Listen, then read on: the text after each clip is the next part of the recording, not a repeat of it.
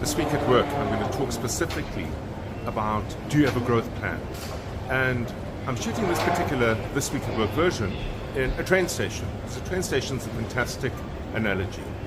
Behind me, you can see the many, many trains arriving, departing, and importantly, the many, many people deciding to go somewhere.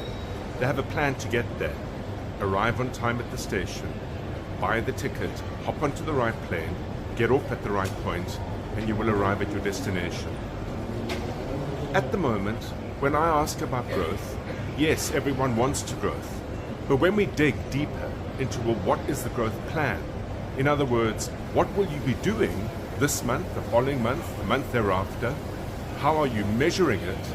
What are the actions that you need to take as a leader? And importantly, how have you organized your team to take the relative actions that they need to take in a coordinated way to get to growth?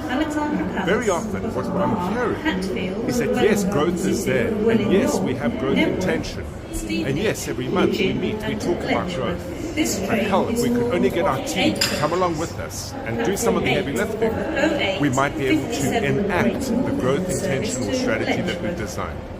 That is your job as a leader. If you aren't able to engage your team and then organize them in a practical manner to activate the activities that collectively together yield growth as an outcome, it's a point of failure in leadership and something you need to get right. It is worth your while getting it right too.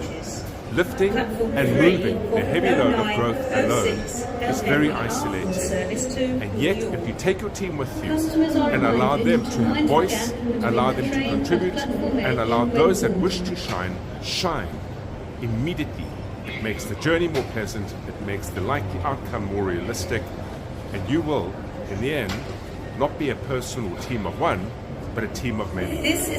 Consider your growth plan.